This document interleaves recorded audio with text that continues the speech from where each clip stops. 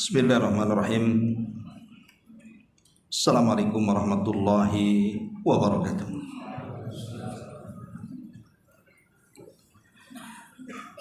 Alhamdulillah wassalatu wassalamu ala Rasulillah wa ala alihi wa sahbihi wa mawalah wa la hawla wa la quwwata illa billahi wa ba'd. Alhamdulillah, di malam ini kita kembali duduk di rumah daripada rumah-rumah Allah Subhanahu wa taala. Salawat dan juga salam tetap kita hadiahkan kepada Rasul kita Nabi besar Muhammad sallallahu alaihi wa ala alihi wasallam. Kita lanjutkan kembali kajian kita, masih membahas tafsir singkat dari surah Al-Mulk, dan kita masuk pada ayat 12 dan seterusnya. A'udzubillahi minasyaitonir rajim. Bismillahirrahmanirrahim. Innal ladzina yakhshawna rabbahum bil ghaibi lahum maghfiratun wa ajrun kabir. Wa asirru qawlakum aw ijharu bi innahu alimun bidzatis sudur. Ala ya'lamu man khalaqa wa huwal latiful khabir. Sesungguhnya orang-orang yang takut kepada Rabb-nya, yang tidak terlihat oleh mereka, mereka akan memperoleh ampunan dan pahala yang sangat besar. Dan rahasiakanlah perkataanmu atau nyatakanlah, sungguh Dia Maha mengetahui atas segala isi hatinya. Apakah pantas Allah yang menciptakan itu tidak mengetahui, sementara Dia Maha halus dan Zat yang Maha mengetahui segalanya. Ma'asyiral muslimin wal muslimat rahimani wa rahimakumullah. Ayat sebelumnya menjelaskan tentang kondisi orang-orang kafir dan azab yang disediakan oleh Allah Subhanahu wa taala dengan neraka yang menyala-nyala. Dan kebiasaan Al-Quran, kalau disebutkan tentang akibat orang-orang kafir, maka akan disebutkan juga akibat orang-orang yang beriman. Makanya kenapa Al-Quran disebut Al-Mathani, selalu ada lawan yang dibicarakan. Lah dalam ayat ke-12 dari surah Al-Mulk ini menjelaskan kepada kita tentang akibat dan balasan orang-orang yang beriman kepada Allah Subhanahu wa taala. Di sini Allah Subhanahu wa taala mengatakan innal ladzina yakhshawna rabbahum, sesungguhnya orang-orang yang mereka takut kepada Rabb mereka, bil ghaibi, di mana mereka takut kepada Allah Subhanahu wa taala, atau kepada Rabb mereka yang memang tidak terlihat oleh mereka, tapi mereka sangat takut kepada zat yang tidak terlihat itu. Maka sebagai imbalan dan balasannya, lahum maghfiratun wa ajrun kabir, bagi mereka maghfirah, ampunan, dan bagi mereka pahala yang sangat besar alias surga. Ma'asyiral muslimin wal muslimat rahimani wa rahimakumullah. Di sini Allah Subhanahu wa taala menjelaskan tentang keutamaan orang-orang yang takut kepada Allah Subhanahu wa taala. Takut akan apa maksudnya di sini? Ulama mengatakan yang dimaksud takut kepada Rabb yang tidak terlihat itu pada 3 perkara. Yang pertama, khasyatu liqa'illahi azza wa jalla. Takut akan perjumpaan dengan Allah Subhanahu wa taala. Dan perjumpaan kita dengan Allah Subhanahu wa taala ada di 4 tempat. 2 kali di dunia dan 2 kali di akhirat. Adapun di dunia, yang pertama kali saat kita sedang salat. Itulah perjumpaan kita dengan Allah Subhanahu wa taala. Kemudian yang kedua, saat ruh keluar dari jasad kita. Kemudian ruh orang-orang yang beriman yang dibawa malaikat menembus lapisan-lapisan langit, kemudian berjumpa dengan Allah, dan Allah katakan, kembalikan ruh ke dalam jasadnya, angkat catatannya ke tempat yang paling tinggi di sorga yang disebut dengan Iliyin. 2 pertemuan ini di dunia. Adapun di akhirat, saat mereka berada di padang mahsyar, di mana Allah katakan, wa jaa rabbuka wal malaku saffan saffa, dan ingatlah ketika Rabbmu datang sementara malaikat bersaf-saf. Allah menemui manusia di padang mahsyar. Dan pertemuan yang terakhir tentunya adalah saat kita izinkan oleh Allah masuk ke dalam surga. Itulah pertemuan yang paling bahagia dan membahagiakan. Karena disitulah kita akan terus memandang wajah Allah Subhanahu wa taala yang merupakan nikmat yang paling besar dibandingkan surga itu sendiri. Ma'asyiral muslimin yang dimuliakan Allah Azza wa Jalla, maka maksud dari rasa takut di sini khasyatullah, takut kepada Allah Subhanahu wa taala, maksudnya adalah takut saat kita kelak berjumpa dengan Allah.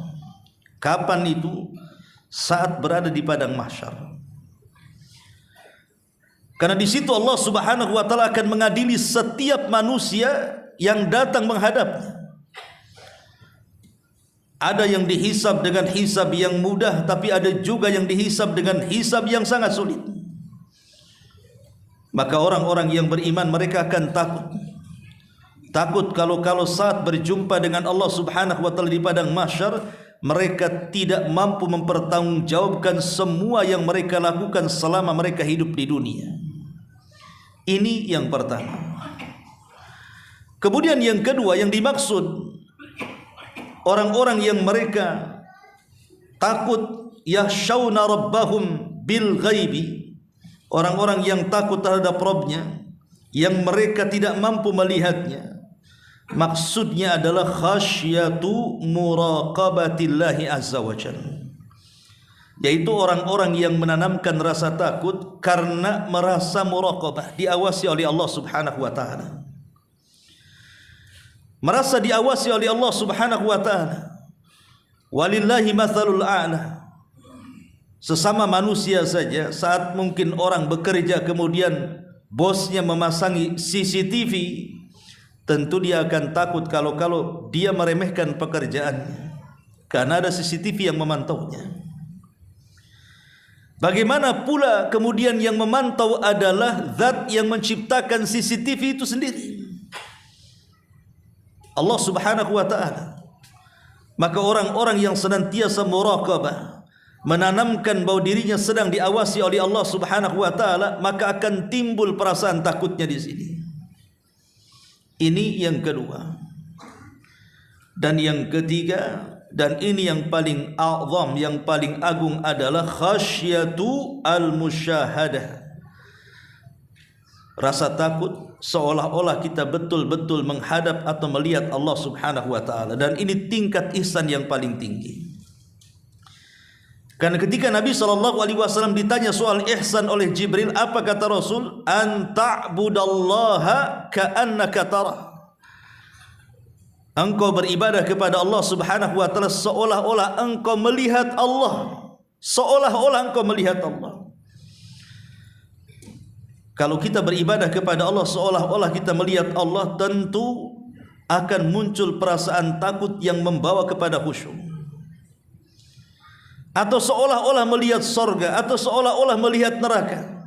Walaupun kita tidak pernah melihat sorga dan neraka, Tapi kalau kita bisa membayangkan seolah-olah kita sedang menghadap neraka, tentu dia takut untuk bermaksiat kepada Allah Azza wa Jalla. Atau seolah-olah kemudian dia melihat sorga, tentu dia tidak akan berani meninggalkan perintah Allah Subhanahu wa ta'ala. Ma'asyiral muslimin yang dimuliakan Allah Azza wa Jalla, itulah makna alladzina yakhshawna rabbahum bil ghaibi, orang-orang yang takut akan Rabb mereka sekalipun mereka tidak mampu melihatnya. Ma'asyiral muslimin yang dimuliakan Allah Subhanahu wa ta'ala, al-khasyah itu beda dengan al-khawfu, walaupun bahasa Arabnya sama. Secara penerjemahan al-khawfu ya takut, al-khasyah itu juga takut. Tetapi ulama membedakan bahwa kalimat khasyah itu maksudnya takut yang diiringi dengan ilmu, dan takut yang diiringi dengan pengagungan kita kepada Allah Subhanahu wa ta'ala, itu disebut khasyah artinya. Makanya kenapa semakin dalam pengetahuan manusia kepada Allah, maka semakin takut dia kepada Allah Subhanahu wa ta'ala. Semakin dangkal pengetahuan ia terhadap Allah, maka semakin hilang perasaan takutnya kepada Allah Azza wa Jalla. Dari sini Allah Subhanahu wa ta'ala mengatakan, innama yakhshallah min ibadihil ulama. Orang-orang yang takut merekalah para ulama. Lihat bahasanya, innama yakhsha, bukan innama yakhaf. Karena khasyah itu diiringi dengan pengetahuan. Makanya manusia yang paling tahu tentang Allah siapa? Rasulullah sallallahu alaihi wasallam. Itulah manusia yang paling tahu tentang Allah.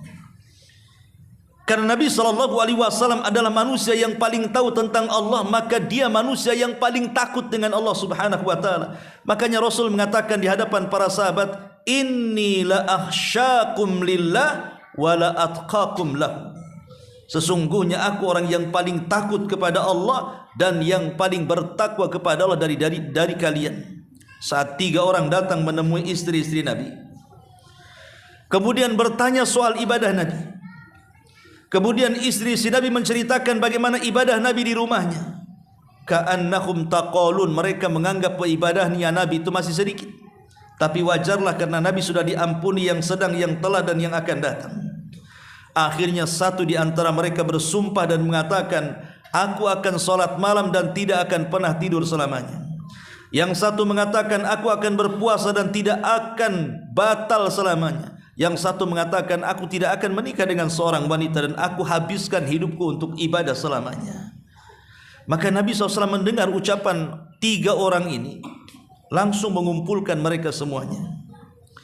Kemudian Rasul mengatakan, innila akhsyakum lillah wa la atqakum lahu.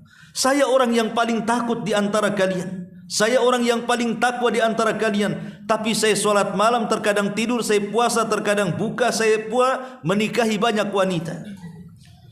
Syahidnya di sini Rasul mengatakan, innila akhsyakum lillah. Saya adalah orang yang paling takut kepada Allah. Ya, karena dia adalah orang yang paling paham dan mengetahui tentang Allah Subhanahu wa ta'ala. Maka khasyah itu adalah takut yang diiringi dengan pengetahuan. Pengetahuan itulah yang membawa dia takut kepada Allah Azza wa Jalla. Karena orang jahil itu dia tidak takut karena dia tidak tahu apa yang ditakutkan. Mau takut sama apa, dia sendiri tidak tahu apa yang ditakutkan. Tetapi orang alim tahu apa yang ditakutkan. Karena ketika dia tahu apa yang ditakutkan, tumbuhlah perasaan takut itu. Maka di sini Allah mengatakan, innama yakhshallah min innama alladzina yakhshawna rabbahum bil ghaibi.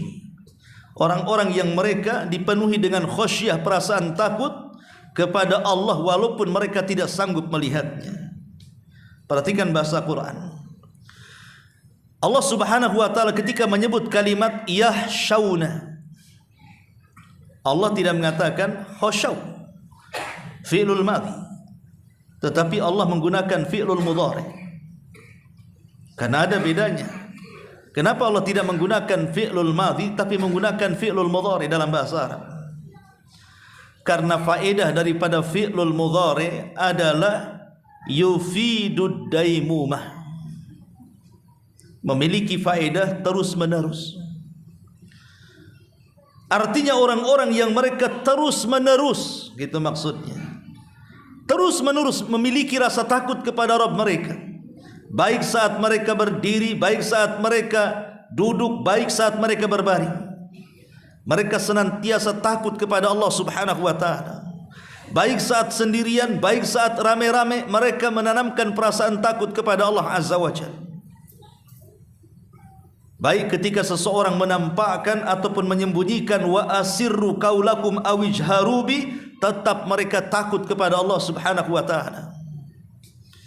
Itulah sifat-sifat orang-orang yang mereka akan mendapatkan ampunan dan juga pahala yang besar berupa surga dari Allah Subhanahu wa ta'ala. Lahum maghfiratu wa ajrun kabir.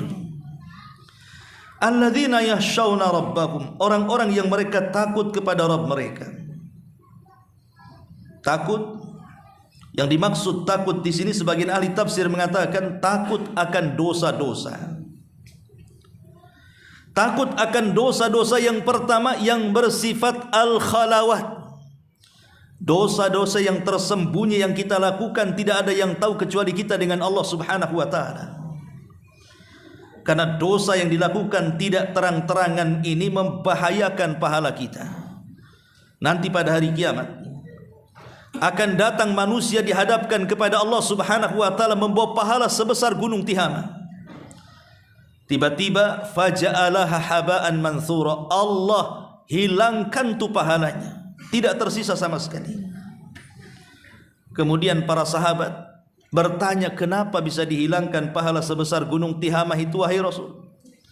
Maka Rasul mengatakan, karena mereka idza khalau bimaharimillahi intahakuha, kalau mereka bersendirian dan di hadapan mereka terdapat keharaman-keharaman Allah Subhanahu wa ta'ala, intahakuha, mereka pun merobek keharaman itu, mereka pun menerjang keharaman itu, karena dia mengira bahwa tidak ada yang tahu apa yang ia perbuat selama ini dari maksiat-maksiat yang tersembunyi. Tapi dia tidak paham bahwa wa asirru qaulakum awijharu bi, baik kalian terang-terangkan ataupun kalian sembunyi-sembunyikan, tetap Allah Subhanahu wa ta'ala tahu. Makanya maksudnya orang-orang yang takut kepada Rabb mereka adalah orang-orang yang takut ketika mereka terkena dosa-dosa khalawat, dosa-dosa yang tidak ada yang tahu kecuali kita dengan Allah Subhanahu wa ta'ala. Ataupun yang dimaksud di sini dosa-dosa qalbiyah, dosa-dosa yang di dalam hati kita. Jadi orang-orang yang takut kepada Rabb mereka sementara mereka tidak bisa melihat Rabb mereka, maksudnya takut akan dosa-dosa yang tersembunyi yang ada dalam hati kita, seperti hasad, dengki, iri, dendam, dan yang semacamnya. Dia berusaha untuk menghilangkan penyakit-penyakit hati itu karena mereka takut kepada Allah Subhanahu wa ta'ala. Ataupun dosa-dosa yang manusia tidak melihatnya. Boleh jadi mungkin dia mencuri tengah malam, manusia tidak melihatnya, atau mencopet, atau mungkin seorang suami selingkuh dari istrinya karena istri tidak melihatnya, atau mungkin sebaliknya, dan begitu seterusnya. Maka orang-orang yang takut akhirnya mereka pun terhindar dari dosa al-khalawat, ataupun dosa qalbiyah, atau dosa la yarahan nas yang manusia tidak melihatnya. Maka Allah Subhanahu wa ta'ala katakan lahum maghfiratun wa ajrun kabir, maka bagi mereka maghfirah, ampunan, dan juga pahala yang sangat besar.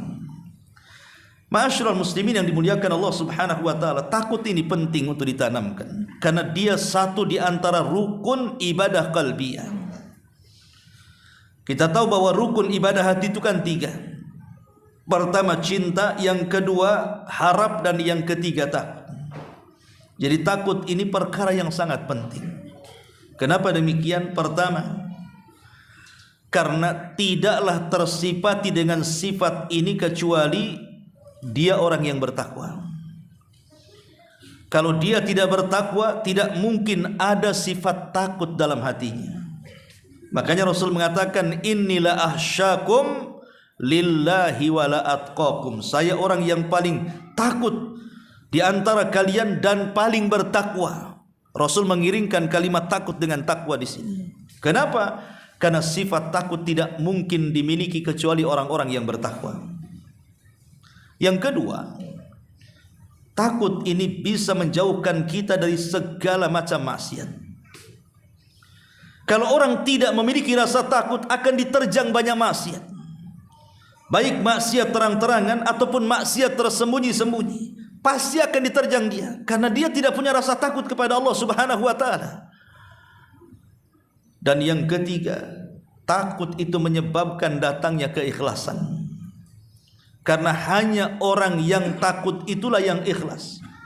Tapi sebaliknya, orang yang tidak takut selamanya tidak akan ikhlas. Boleh jadi dia sum'ah, boleh jadi dia ria, boleh jadi dia takabur dan ujub.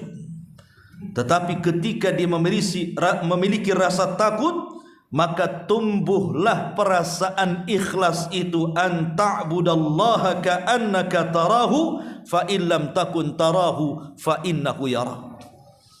Ma'asyiral muslimin yang dimuliakan Allah Subhanahu wa taala, tentu takut ini ada macam-macamnya. Pertama, ada takut yang disebut dengan mahmudah, dan yang kedua ada takut yang disebut dengan madhmumah.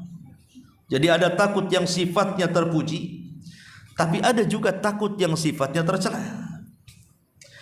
Adapun takut yang sifatnya terpuji itulah khasyatullah. Perasaan takut kita kepada Allah Subhanahu wa taala. Akhirnya dengan takut itu kita semangat beribadah. Dengan takut itu akhirnya lari dari kemaksiatan kepada Allah Azza wa Jal. Dan dia berusaha untuk mencari redha dan juga pahala Allah Subhanahu wa taala. Tapi di sana ada takut yang tercela. Takut yang diberikan kepada selain Allah Subhanahu wa taala. Takut yang diberikan kepada selain Allah Azza wa Jal. Akhirnya kemudian dengan takut yang diberikan kepada selain Allah Subhanahu wa taala ini mengakibatkan akhirnya al-qunut wal yas, putus asa dia. Dan bahkan bisa menjerumuskan kepada kesyirikan kan. Orang yang takut kepada selain Allah Subhanahu wa taala bisa menjerumuskan kepada kesyirikan. Dahulu di zaman jahiliyah, apabila lewat di sebuah tempat yang menyeramkan, maka mereka akan permisi di tempat itu kepada pemimpin tempat itu, kepada sayyidnya kaum tempat itu. Padahal yang menakut-nakuti itu adalah jin. Pokoknya orang-orang jahiliyah itu seperti itu. Kalau lewat saja, mereka akan permisi kepada tuan pemilik tempat lembah itu. Saya pikir yang seperti ini hanya ada di zaman jahiliyah. Rupanya ada juga di zaman sekarang yang suka permisi-permisi ke tempat gelap kan. Ada pohon agak angker, permisi mbah mau lewat. Ada yang seperti itu, ada. Kalau naik motor di klakson tit gitu ya, lewat gitu ya. Untuk apa permisi? Coba kalau seandainya ada jawaban, permisi ya, kira-kira makin takut atau makin berani? Makin ngacir lah dan itu. Nggak perlu takut. Makanya kemudian ajaran itu dihapuskan oleh Nabi. Kata Nabi SAW, idza nazala manzilan, kalau engkau singgah di sebuah tempat yang nampaknya angker tempat itu, maka Rasul mengatakan, katakan a'udzu bikalimatillahi tammati min syarri ma khalaq. Kata Rasul, lam yadurrahu hatta yartahil min manzilihi dzalik. Maka tidak ada yang memadaratkan dia sampai dia melintasi tempat itu. Ya, makanya di sini itulah takut tercela, takut kepada selain Allah Azza wa Jalla. Bisa dampaknya kepada kesyirikan. Ya. Ma'asyiral muslimin yang dimuliakan Allah Subhanahu wa taala, tapi tentunya juga yang namanya memupuk perasaan takut kepada Allah Subhanahu wa taala tentu harus ada sebab. Macam mana caranya supaya kita ini mudah takut kepada Allah Subhanahu wa taala? Ya tadi yang pertama adalah belajar, menuntut ilmu, hadir di majelis ta'lim. Karena takut itu tidak mungkin muncul kecuali karena ilmu. Innama yakhshallah min ibadihil ulama. Sesungguhnya orang-orang yang takut merekalah para ulama, merekalah orang-orang yang memiliki pengetahuan. Maka kalau ingin memupuk perasaan takut, berbanyaklah hadir di majelis ilmu. Maka takut itu akan datang kepada kita. Kemudian yang kedua, salatul laili.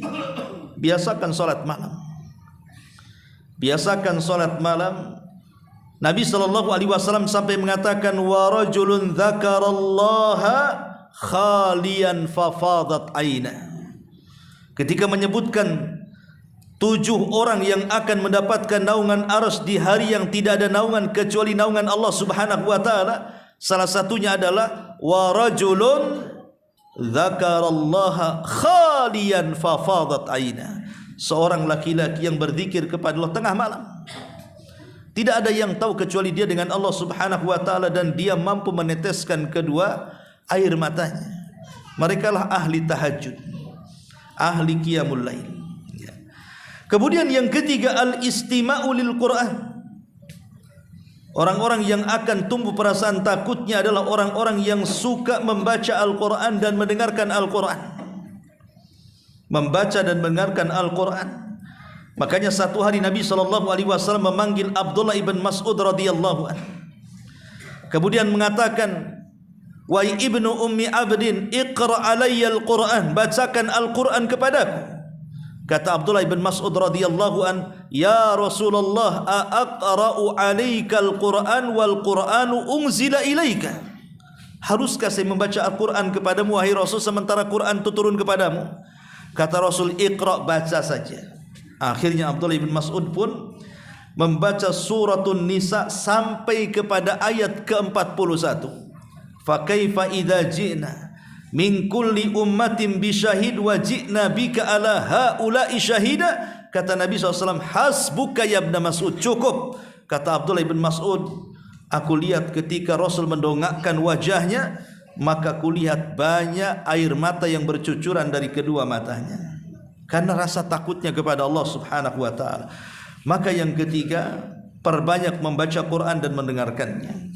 Kemudian yang keempat, tadzakkurul jannati wan nar. Mengingat sorga dan neraka, maka akan timbul tuh perasaan takut itu. Jadi pelajari tentang sorga dan neraka. Sampai-sampai Abu Asim rahimahullahu ta'ala dia mengatakan, "Ra'aitu Hisham ibn Hassan." Aku melihat Hisham ibn Hassan, seorang ulama salaf. Ya. Ketika dia mendengarkan tentang bagaimana indahnya sorga dan bagaimana kengerian neraka, fabaka hatta salat dumu'uhu. Dia pun menangis sampai kemudian air matanya terus berjalan dan menetes dari kedua matanya. Begitulah para salaf. Kemudian juga yang keempat, yang kelima, tarkud dzunub. Kalau ingin memiliki perasaan takut kepada Allah, tinggalkan dosa.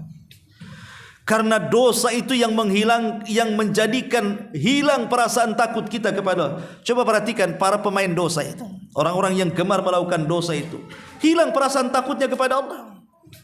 Orang yang meninggalkan salat, kemudian terjerumus kepada khamar, kepada narkoba, kepada zina, kepada judi dan yang semacamnya, hilang perasaan takutnya. Padahal Nabi SAW mengatakan seorang mukmin itu kalau melihat dosa ibarat duduk di belakang gunung yang akan meletus. Kira-kira lari atau diam? Pasti lari. Begitulah seorang mukmin. Tapi orang fajir, kata Rasul, ketika melihat dosa itu kayak lalat nemplok di hidung kemudian ditepak balik lagi. Artinya kalaupun dia menyesal, itu bukan tobat tapi tomat. Habis tobat kumat tuh. Nah, itulah orang-orang fajir seperti itu. Makanya kalau ingin terpupuk perasaan takut, tinggalkan dosa. Kemudian yang ke-7, sama'ul mawaid. Biasakan mendengar kajian-kajian, wejangan-wejangan, nasihat-nasihat. Karena terkadang hati ini ada ikbal, ada idbar. Kata Abdullah bin Mas'ud radhiyallahu anhu, hati manusia itu terkadang ada ikbalnya, menerima nasihat. Terkadang ada idbarnya, menolak nasihat. Jadi ketika antum ini hatinya sedang lapang, hadiri majelis ta'lim, dengarkan apa yang dinasihatkan oleh guru-guru kita. maka itu akan terpupuk perasaan takut kepada Allah Subhanahu wa taala. Lah inilah kata para ulama di antara pendorong-pendorong kalau ingin kita menanamkan perasaan takut kepada Allah Subhanahu wa taala. Ma'asyiral muslimin yang dimuliakan Allah Subhanahu wa taala. Dan biasanya perasaan takut ini akan membuahkan air mata yang tidak akan tersentuh oleh api neraka. Nabi SAW mengatakan, al-ainani la tamassahumun naru. Ada dua air mata yang tidak mungkin disentuh oleh neraka. Maka Nabi SAW mengatakan salah satunya ainun bakat min khasyatillah, mata yang menangis karena takut kepada Allah Subhanahu wa taala. Ma'asyiral muslimin yang dimuliakan Allah Subhanahu wa taala. Tentu tangisan-tangisan karena takut kepada Allah Subhanahu wa taala ini macam-macam jenisnya. Kalau kita takut sampai meneteskan air mata, maka takut kita ini luar biasa, bisa menjadikan neraka jauh dari kita. Bagaimana caranya supaya kita bisa meneteskan air mata? Apakah diletakkan balsam biar dia nangis kan itu, atau diletakkan cabai ya, atau mengiris bawang di depan matanya gitu ya? Bukan itu. Kalau itu tangisan buaya, itu bukan tangisan beneran ya. Maksudnya tangisan yang betul-betul keluar dari hati yang ikhlas itu, pertama, boleh jadi disebabkan mafatal insan min ujurin fil akhirati. Dia merasa ada kehilangan dari pahala-pahala yang akan membuahkan hasil kelak di akhirat. Jadi kalau seandainya dia ketinggalan amal saleh itu, dia merasa sedih. Kenapa saya tadi tidak ngaji? Kenapa saya tadi tidak tahajud? Kenapa saya tadi tidak sedekah? Kenapa saya tadi tidak berbuat baik dan kebajikan, dan begitu seterusnya. Hatinya itu lawamah, mencela dirinya ya. Kan jiwa itu kan ada tiga. Pertama ada ammaratum bisu, dan itu jiwa yang paling buruk, yang senantiasa memerintahkan kepada keburukan. Yang kedua ada namanya jiwa mutmainnah, jiwa yang tenang, dan itulah jiwa yang senantiasa penuh dengan kebaikan. Tapi ada di sana jiwa-jiwa di antara keduanya, di antara ammaratum bisu dan di antara mutmainnah, yang disebut dengan lawamah. Jiwa lawamah ini artinya jiwa yang selalu mencela dirinya. Tapi jiwa lawamah ini dilihat dia sedang mencela apa. Kalau dia mencela kebaikan yang sudah dilakukannya, bisa saja menjadi ammaratum bisu. Tapi kalau seandainya dia mencela jiwanya, kenapa dia tidak melakukan kebaikan, maka bisa saja naik kepada mutmainnah. Contoh umpamanya, ada orang bersedekah 100.000. Setelah dia bersedekah, dia pulang, diomeli sama istrinya. Bang, banyak kali kau sedekah. 10 juta dah banyak. Tengok tuh. Tengok apa katanya. Itu. Kalung belum dibeli katanya. Motor belum lunas, dan begitu seterusnya. Duduklah dia. Oh betul juga kata istri ini. Nyesel dia akhirnya. Lah ini namanya nyesel setelah berbuat baik kan namanya. Itu lawamah artinya. Lah nyesel setelah berbuat baik ini bahaya. Karena bisa saja akhirnya jiwanya menjadi ammaratum bisu. Tapi ada yang sifat lawamahnya itu, kalau dia tidak melakukan kebaikan, dia salahkan dirinya. Kenapa aku tadi tidak ngaji? Coba aku ngaji tadi kan enak. Kenapa aku tidak ikut kerja bakti? Kenapa aku tidak berbuat baik? Kenapa aku tidak ini dan tidak itu? Lah kalau jiwanya mencela soal kebaikan yang luput pada dirinya, maka akan menimbulkan perasaan takut. Boleh jadi hatinya akan meningkat menjadi mutmainnah, penuh dengan kebaikan, penuh dengan rasa takut kepada Allah Subhanahu wa taala. Ini yang pertama. Atau sebab yang kedua, tadzakkur fuqara'il muslimin. Kita ingat saudara-saudara kita dari orang-orang yang fakir dan miskin, atau orang-orang yang tertindas. Akhirnya kita menangis karena takut kepada Allah Azza wa Jalla. Melihat saudara kita yang ada di Gaza yang dibantai oleh Israel, umpamanya kan, melihat saudara kita yang terkena musibah, entah kena tsunami, kena gempa, kena gunung meletus, kena kebanjiran, kena puting beliung atau apalah namanya. Kita lihat di YouTube, akhirnya kita pula nangis. Nangis, ya. Itu tangisan itu karena takut kepada Allah Azza wa Jalla. Kenapa aku tidak bisa membantu mereka? Ini enggak, nangisnya itu kalau dengar lagu, oh lagunya ini rupanya menceritakan tentang kisah masa lalunya. Nangis dia. Kenapa aku tidak kawin sama dia? Kenapa sama si ini pula yang hitam katanya. Ini kan bahaya kawan ya. Jadi ada orang-orang yang kemudian ketika melihat orang-orang susah di berita di YouTube langsung dia terenyuh nangis dia. Itulah hati-hati yang lembut ikhwan. Karena dipenuhi dengan perasaan takut akhirnya dia mampu meneteskan air mata. Ataupun yang ketiga, dha'ful basar. Mungkin dia Allah takdirkan mungkin buta. Tadinya melihat, kemudian dia buta.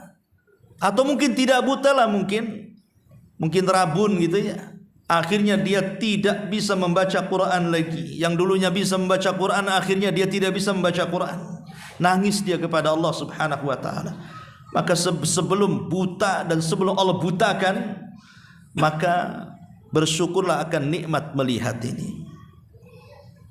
Karena banyak orang-orang yang buta, mereka tidak mampu beribadah seperti orang yang melihat. Ma'asyiral muslimin yang dimuliakan Allah Azza wa Jalla. Kemudian juga di antara sebab bisa meneteskan air mata karena takut kepada Allah Subhanahu wa taala adalah khasyatullah. Perasaan yang tinggi yang takut kepada Allah Subhanahu wa taala. Kalau dia tidak dimasukkan ke dalam sorga dan justru dimasukkan ke dalam neraka, akhirnya dia pun menangis. Itulah hati-hati yang dipenuhi dengan rasa takut kepada Allah Azza wa Jalla. Makanya di sini Allah Subhanahu wa taala mengatakan alladzina yakhshawna rabbahum bil ghaibi. Mereka orang-orang yang menanamkan takut kepada Rabb mereka sekalipun mereka tidak mampu melihat Rabbnya, maka Allah katakan lahum maghfiratun. Mereka akan mendapatkan maghfirah. Maghfirah itu bukan hanya sekedar ampunan ikhwan. Maghfirah itu maksudnya ampunan wasitru, dan juga penghalang yang Allah atau tabir yang Allah berikan kepada kita sehingga aib kita tidak tampak di hadapan manusia.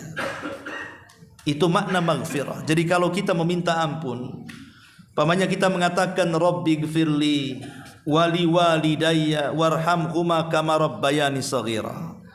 Rabbighfirli, ya Allah ampunilah aku. Atau kita katakan astaghfirullahal azim, aku meminta ampun akan dosa-dosaku ya Rabb. Kalimat istighfar ini memiliki dua makna. Makna yang pertama, kita meminta kepada Allah Subhanahu wa taala agar aib kita tidak ditampakkan di hadapan manusia ketika di dunia dan juga di akhirat. Dan yang kedua, agar Allah tidak mengazab gara-gara dosa yang kita lakukan di dunia. Jadi makna maghfirah itu dua, ya. Pertama, Allah akan menutupi aib kita baik di dunia ataupun di akhirat. Dan yang kedua, dosa-dosa yang kita lakukan di dunia tidak akan disentuh azab pada hari kiamat. Makanya beruntunglah orang-orang yang meminta ampunan kepada Allah, kemudian Allah ampuni dosa-dosanya, karena aibnya akan ditutup dan dosanya tidak menjadikan dia diazab. Itulah orang-orang yang takut kepada Allah Azza wa Jalla. Mereka akan mendapatkan maghfirah, akan ditutup aibnya oleh Allah Subhanahu wa taala di dunia dan akhirat.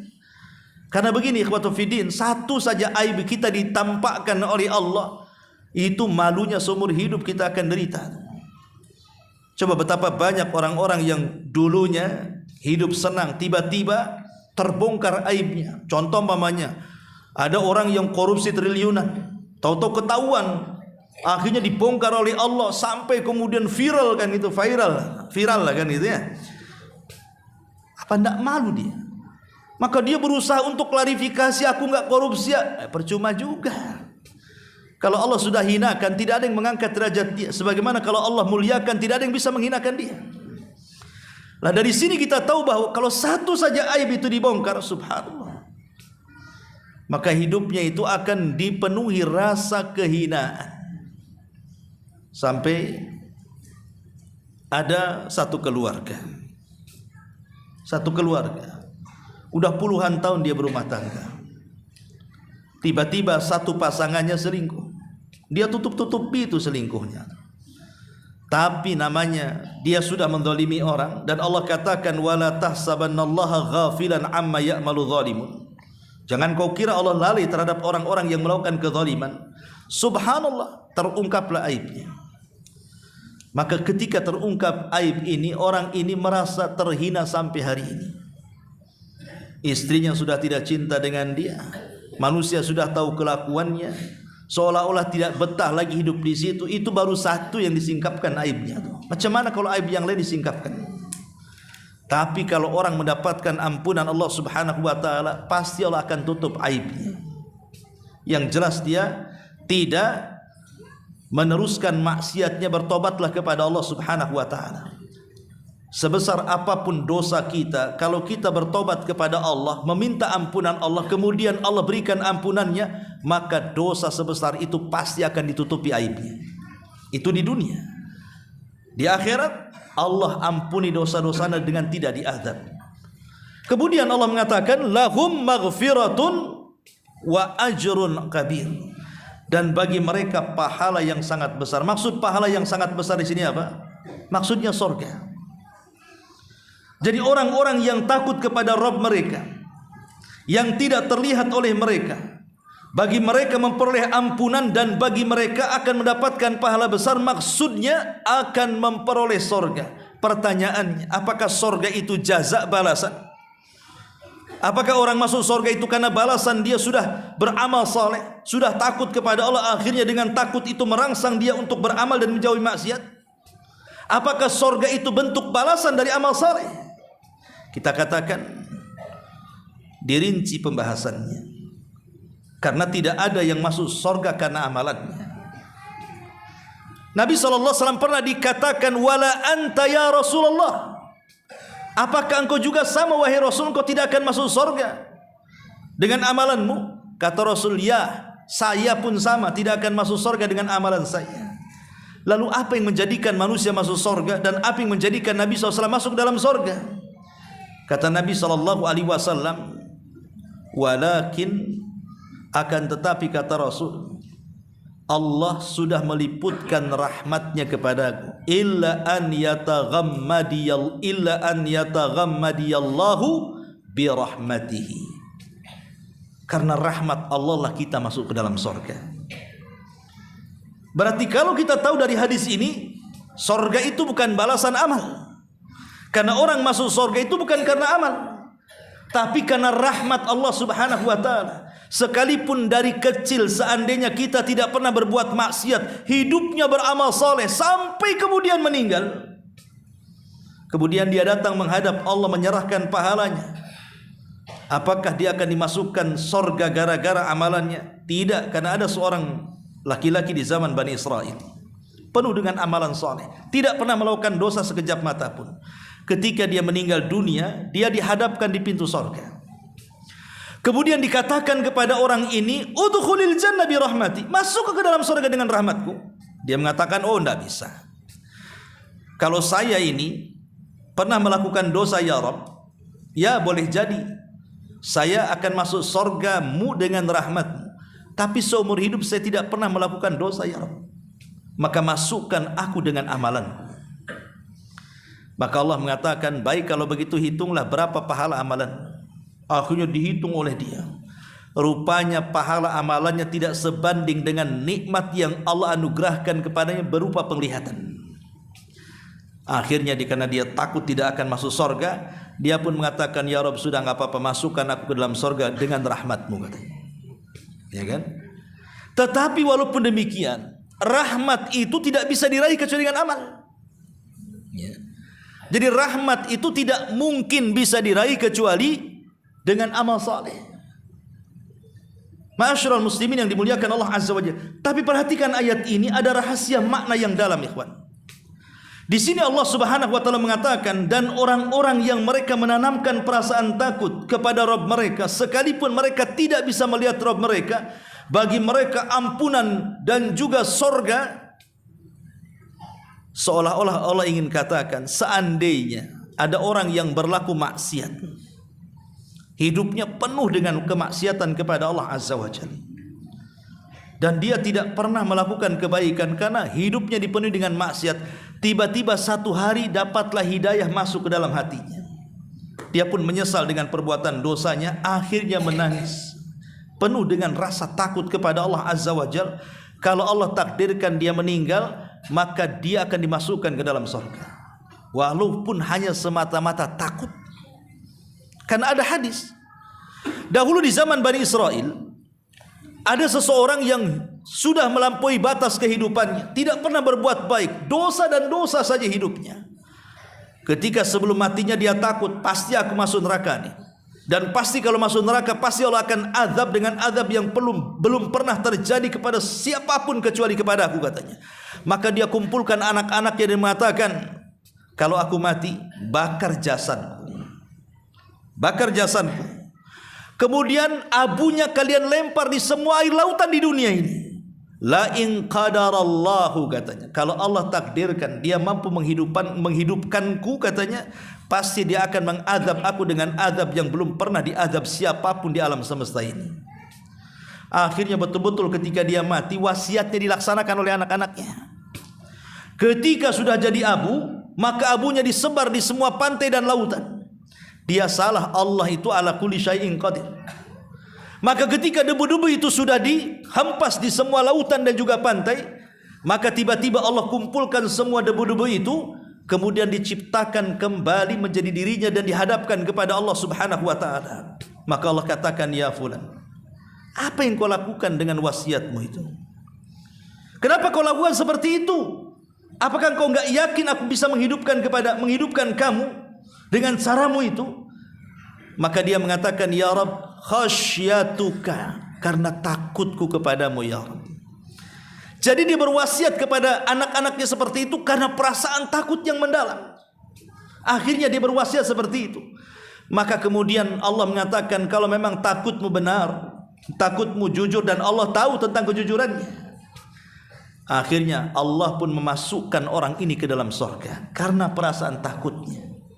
Lihat, semata-mata takut saja mereka akan dapat ampunan dan mereka akan mendapatkan surga. Maka siapapun yang melakukan dosa, kemudian dia ingin taubat dari dosa itu, kemudian tumbuh perasaan takut, maka yakinlah orang-orang itu akan mendapatkan ampunan, dan yakinlah orang itu akan mendapatkan surga dengan syarat apa? Dia tidak melanjutkan dosanya. Dia tidak tajarra, berani dengan dosanya, dan dia menghentikan dosanya. Saya akan contohkan. Nabi Allah Adam alaihi salatu wassalam dengan iblis laknatullah alaihi, itu kan dosanya berbeda. Kalau dosanya Adam alaihi salatu wassalam itu karena melanggar larangan. Allah katakan, wala taqraba hadhihi syajarah, jangan kau dekat-dekat pohon ini Adam. Didekati pula sama si Adam, dimakan pula buahnya. Itulah dosa Nabi Adam, melanggar larangan.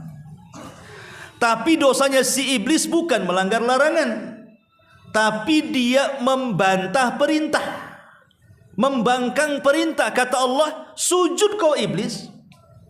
Wa idh qala rabbuka lil malaikati isjudu li Adam fasajadu illa iblis. Ketika Allah menyuruh sujud, kau iblis tak mau sujud pula. Berarti dosa iblis itu apa? Membantah perintah. Karena dosa di dunia itu cuma dua, mungkin melanggar perintah ataupun mengerjakan yang diharamkan, kan begitu? Dosa itu cuma dua saja. Allah perintahkan sesuatu, antum langgar. Allah larang sesuatu, antum kerjakan. Ya. Itulah dosa, karena dari dua orang ini, dari dua makhluk ini. Iblis, kata Allah, sujud, tak mau sujud, berarti dia melanggar perintah. Kemudian Allah mengatakan kepada Adam, jangan kau dekat-dekat ini ya Adam ya. Ini larangan loh ya. Diterjang pula larangan itu. Tapi lihat dua makhluk ini. Ketika Adam alaihi salatu wassalam dia mengakui dosanya. Dia bertobat kepada Allah Subhanahu wa taala. Dia hentikan tobatnya karena takut kepada Allah Azza wa Jalla. Fataba alaihi innahu huwa tawwabur rahim. Allah ampuni dosa-dosanya. Allah berikan maghfirahnya dan Allah sediakan ajrun kabir, pahala yang sangat besar. Tapi iblis yatajarra. Iblis kurang ajar. Setelah diusir dari sorga, bukannya dia bertobat, malah bersumpah dan menyalahkan Allah dan mengatakan wa bi'izzatika, dan demi kemuliaanmu ya Rabb, katanya, aku akan sesatkan tuh. Bukannya tobat malah tajar, kurang ajar kan? Ketika dia kurang ajar, akhirnya Allah laknat iblis sampai kiamat dibangkitkan. Dari sini siapapun yang melakukan dosa kemudian tertanam perasaan takut, kemudian tobat dan berhenti dari dosa, lahum maghfiratun wa ajrun kabir. Mereka dapat maghfirah dan dapat pahala besar. Tapi kalau dia maksiat, timbul perasaan ingin tobat tapi tak tobat-tobat, malah lebih kurang ajar, maka mafhum mukhalafahnya, mereka tidak akan mendapatkan ampunan dan mereka tidak akan mendapatkan pahala besar alias surga. Dan Allah katakan orang-orang yang bermaksiat seperti ini, mereka tidak paham Allah itu mengetahui segalanya. Makanya Allah mengatakan wa asirru qaulakum aw ijharu bi innahu alimun bidzatis sudur. Mau kalian rahasiakan, mau kalian terangkan, Allah itu maha mengetahui segalanya. Baik amal soleh ataupun dosa. Antum ngaji keras-keras, Allah tahu. Antum ngaji pelan-pelan, Allah tahu. Antum zikir keras-keras, Allah tahu. Antum zikir dalam hati, Allah juga tahu. Antum berdakwah dengan lisan antum, Allah tahu. Antum berdakwah dengan hati dengan mendoakan, mengingkari sebuah kebenaran, Allah tahu. Allah tahu segalanya. Atau maksiat yang antum lakukan terang-terangan, Allah tahu. Atau maksiat yang antum tidak lakukan terang-terangan, Allah tahu. Allah itu alimun bidzatis sudur. Semua yang tersembunyi dalam hati kita itu Allah tahu. Ya. Makanya Allah mengatakan wa asirru qaulakum aw ijharu bi.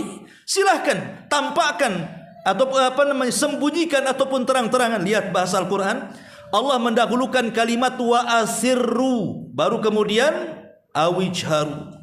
Kenapa Allah dahulukan kalimat asirru? Kalimat sembunyi baru bicara terang-terangan. Karena amalan yang tersembunyi itu lebih mulia dibandingkan amalan yang terang-terangan. Ikhlas itu di mana tempatnya? Dalam hati, tersembunyi atau terang-terangan? Tersembunyi. Makanya kalau ada orang yang mengatakan ikhlas antum, ikhlas, orang ini jangan dikatakan ikhlas. Dusta antum. Karena ikhlas itu bukan di lisan. Ikhlas kok ikhlas. Ikhlas sampai 1000 kali dia ngomong ikhlas. Maka orang kayak gini enggak usah dipercaya. Kalau mulutnya bilang ikhlas, enggak usah dipercaya. Ikhlas itu tidak bisa ditampakkan. Ikhlas itu dalam hati. Kemudian tampak dari perbuatan. Ya, kalau ikhlas kan senyum. Ikhlas tapi sambil melotot, ya gimana ceritanya? Sambil gerutu itu bukan ikhlas. Ya. Artinya ketika Allah mendahulukan asirru, artinya sembunyi-sembunyi baru terang-terangan, karena amalan yang sifatnya sembunyi-sembunyi itu lebih afdal dibandingkan amalan yang terang-terangan. Sedekah sembunyi-sembunyi lebih afdal dibandingkan terang-terangan. Kata Rasulullah, sadaqatus sir tudfi'u ghadaba rabb. Sedekah yang tidak terang-terangan itu bisa menutup kemurkaan Allah Subhanahu wa taala. Begitu juga amalan-amalan yang lainnya. Salat malam itu lebih afdal dibandingkan salat siang. Tahajud itu lebih afdal dibandingkan duha. Makanya seafdal-afdal nafilah setelah wajib itu tahajud. Kenapa? Karena rata-rata tahajud itu tidak terang-terangan, tersembunyi di tengah kegelapan. Sementara duha ini sudah terang, tampak oleh manusia. Dan Allah akhiri ayatnya ala ya'lamu man khalaqa wa huwal latiful khabir. Apakah pantas Allah yang menciptakan itu tidak mengetahui? Ini istifham ingkari. Tidak mungkin Allah yang menciptakan tidak tahu yang diciptakannya. Pamannya ada, saya ini buat produksi sepeda motor. Tentu saya yang memproduksi, saya tahu onderdil motor. Saya memproduksi mobil, yang memproduksi tentu tahu onderdil mobil kan? Sama, Allah menciptakan kita, Allah tahu tentang kita. Ya. Nggak mungkin Allah nggak tahu. Allah tahulah kan gitu. Pamannya ibu-ibu nih buat kue. Ya. Pasti ibu-ibu tahu apa bahan kuenya, apa tepungnya, berapa campurannya. Ibu tahu karena ibu yang menciptakan kue itu kan. Maka siapapun yang menciptakan pasti dia tahu dengan ciptaannya. Walillahi matsalul a'la. Maka Allah Subhanahu wa taala jauh dibandingkan makhluknya. Allah tahu semuanya karena Allah yang menciptakan kita, yang tersembunyi dari kita Allah tahu, yang terang-terangan dari kita Allah tahu. Ala ya'lamu man khalaqa wa huwa, karena dia zat yang maha halus. Maha halus. Al-Khabir. Al-Khabir ini lebih dalam dibandingkan Al-Alim. Karena alim itu yang tampak, tapi khabir itu yang tersembunyi. Seolah-olah Allah ingin mengatakan Allah maha tahu yang tersembunyi dalam dada-dada kalian, atau saat kalian bersembunyi dari manusia, Allah tahu karena dia Al-Khabir. Dan juga Al-Latif, maha lembut, selembut apapun Allah tahu. Maka disinilah tertanamlah sifat muraqabah sehingga muncullah perasaan takut kepada Allah Subhanahu wa taala. Subhanakallah bihamdika asyhadu an la ilaha illa anta astaghfiruka wa atubu ilaik.